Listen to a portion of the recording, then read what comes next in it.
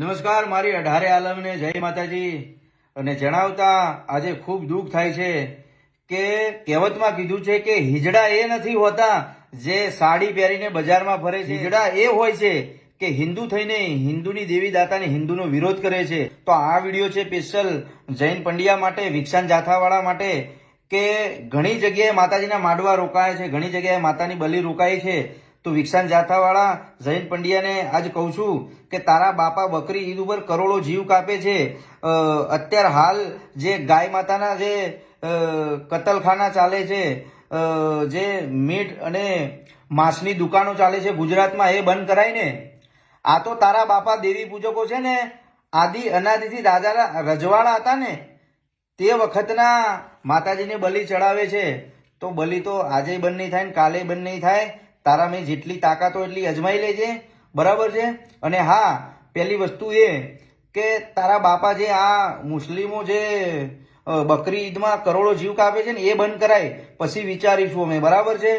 બાકી દેવી પૂજક સમાજને જણાવું છું કે ગમે ત્યાં આવા લુખા આવીને ઉભા રહે ને તો એ લોકોનું પગે નહીં લાગવાનું ભાઈ. આ લોકોને પાડી દેવાના, ભલે મહિનો 2 મહિના વર્ષ જેલમાં જવાનું થાય, બરોબર. કોઈને ડરવાની જરૂર નથી. અને હા, ગમે ત્યાં માતાજીનો માંડવો હોય ને આવી બીક હોય તો અમોને જણાવો, અમે 1000 છોકરા લઈને આવીશું.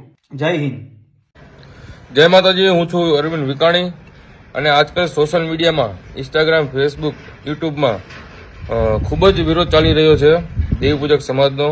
અને વિજ્ઞાન જાથા જ્યાં પણ માતાજીના નવરંગો માંડવો હોય કે કોઈ નિવેદ આપતું હોય તો ત્યાં એ લોકો રેડ પાડે છે. અને આજે માર્કેટોમાં જ્યાં ગાયું કપાય છે, બકરા કપાય છે, જેનું વેચાણ થાય છે, ત્યાં તું બંધ નથી કરાવતો. અને જે માતાજીના નિવેદું કે માંડવો હોય છે ત્યાં તું ભેડ પાડે છે. અને તારે જ્યાં દોડવું ત્યાં દોડી લેજે કે અમારા માતાજીના માંડવા અને આ જે નિવેદ આપે છે કશું બંધ નહીં થવાનું. તારે જ્યાં દોડવું ત્યાં દોડી લેજે, બરોબર. અમારે તો માતાજીના માંડવા દરરોજ હોય છે, ગામો ગામ. અને તારામાં હિંમત હોય તો આજકાલ રેડ પાડીને જોઈ લેજે.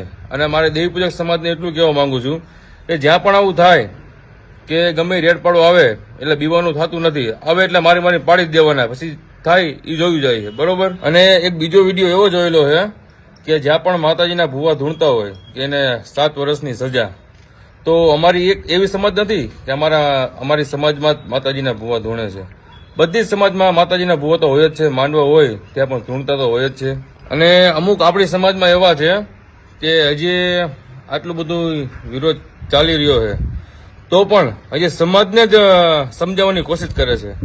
હવે ભાઈ જે કરવાની એ કરો, સમાજ તો સમજેલું જ છે, બરોબર. એને સમજાવવાની જરૂર નથી, બરોબર. અને જ્યાં સુધી કતલખાના ચાલે છે અને જ્યાં કે હા જાતાવાળા જય પાંડ્યા, આ તને કહું છું, અમારું બુરું ઈચ્છીશ ને તો અમે જાતા કરી દેશો, પણ અમારી માતાનું બુરું ઈચ્છીશ ને તું તો તારી 7 પેઢીઓ પણ ઢૂંઢશે, યાદ રાખજે. નજર મોના કટક સોનકનો તું થઈ જાય, હે ઠાઠ જોઈ વેરીઓની ચમક જોખી.